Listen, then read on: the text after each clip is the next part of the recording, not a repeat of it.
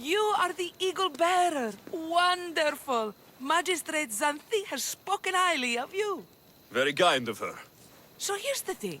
My children have promising futures, but they refuse to learn and study.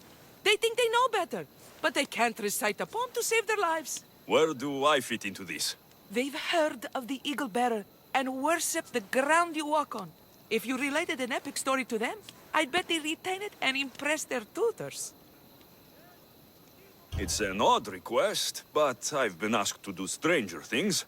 I'll do it. My children are waiting inside the Temple of Dionysus Kolonatas for today's epic story. The subject is Perseus, which they should know well, but seem to forget all when questioned. I know this story well, of course, but my preferred version may not be what your children expect. Do not fear. If you need a reminder, there are many relics related to Perseus in the hall adjacent to the Temple of Dionysus Kolonatas. Good to know.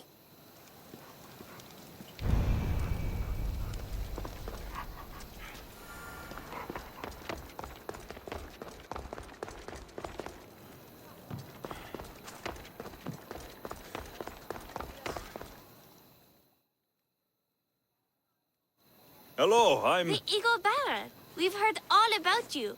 Are you going to tell us a story today? Do we have to listen? We've heard it 100 times. Yes, that's me.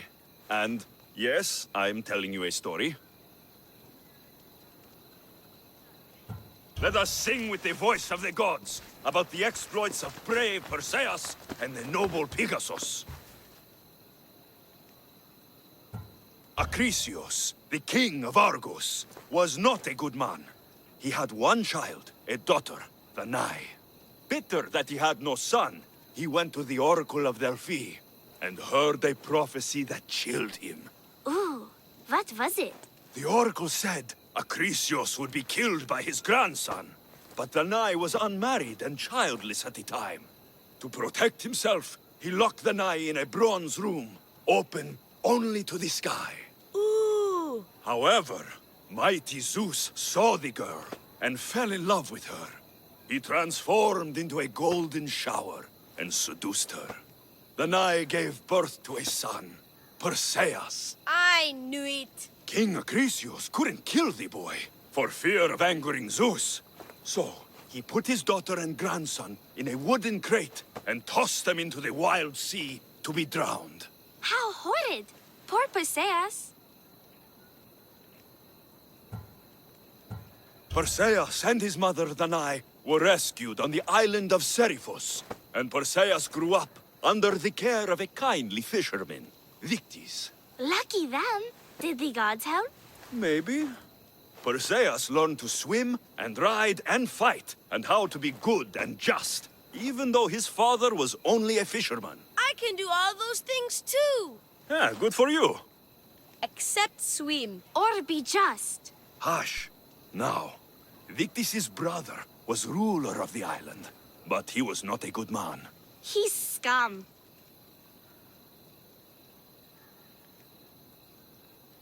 The cruel king of Seriphos, Victis' brother Polydectes, decided he wanted to marry Danae, for she was still beautiful and noble.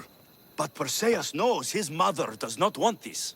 Victis couldn't stop his brother, so it was up to Perseus to interfere and be annoying.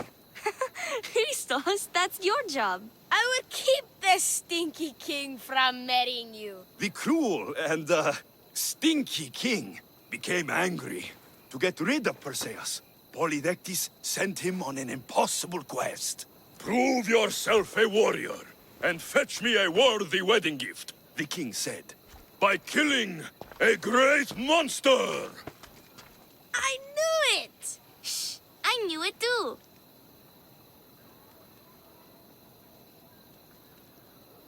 Polydectes told Perseus to bring back the head of Medusa, the Gorgon, whose gaze could turn anyone who looked into her eyes to stone. Ah! Polydectes knew that Medusa would be Perseus' death.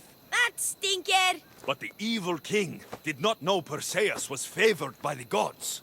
Hermes gifted Perseus with winged sandals and a silver sickle, and Athena gave him a bronze shield polished mirror bright. Perseus flew to Medusa's lair and used the shield to watch her reflection. He cut off her head with the sickle of Hermes.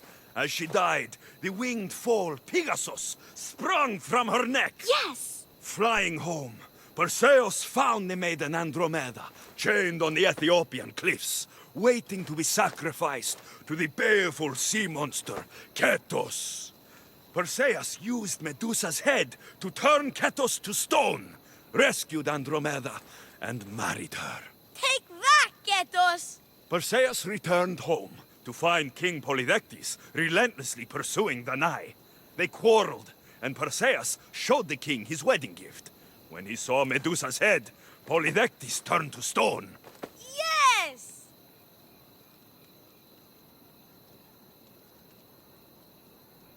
Perseus traveled to Argos with his family, and one day competed in the great athletic games. He hurled the discus, and his throw was so great that it shot into the stands and struck King Acrisius. So doing, Perseus killed his grandfather and fulfilled the prophecy. Hurrah! You can't escape your fate. In the end, Perseus and Andromeda settled in Mycenae as king and queen, and had 7 sons and 2 daughters, the Perseidae. That was a great telling of the tale. I'll never forget it. Maybe the best. I can't wait to tell all my friends. Ah, thank you. I couldn't help overhearing the end of your story. Truly inspiring, Eaglebearer. Thank you.